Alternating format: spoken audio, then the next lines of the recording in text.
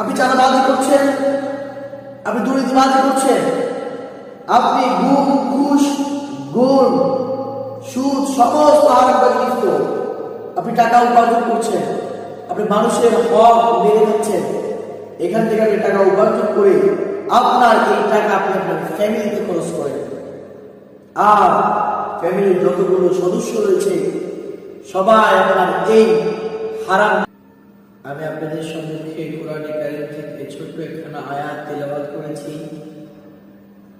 রব্বুল ইজ্জত যদি আমাকে তৌফিক দান করে তাহলে আমি আয়াতের প্রসঙ্গে কিছু কথা বলবো ইনশাআল্লাহ।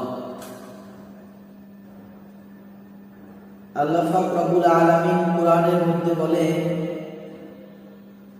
ইয়া আইয়ুহাল্লাযীনা আমানু কু আনফুসাকুম ওয়া আহলিকুম নার। ইয়া আইয়ুহাল্লাযীনা আমানু, হে ঈমানদারগণ, কু আনফুসাকুম, তোমরা প্রথমে নিজে বাঁচো, ওয়া আহলিকুম নার, এবং তোমাদের পরিবার আহাল তাদেরকে বাঁচাও জাহান্নামের আগুন থেকে। কিসের থেকে? জাহান্নামের আগুন।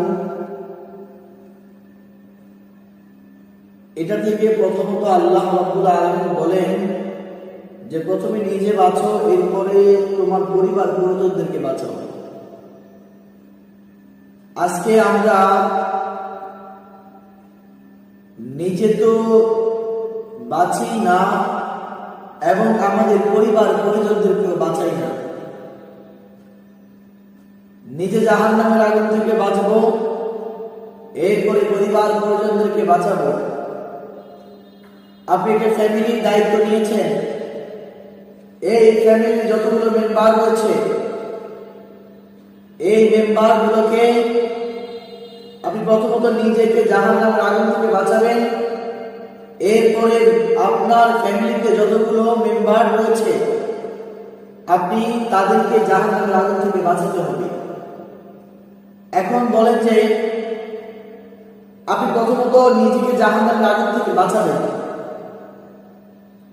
কিন্তু এখন আমরা এমন একটা দুনিয়াতে বসবাস করছি যে দুনিয়াতে মানুষ নিজে তো বাঁচেই না।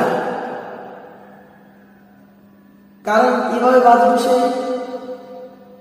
সে নিজে দুর্নীতিবাজি, টেন্ডারবাজি, চাঁদাবাজি, গুম খুন ঘুষ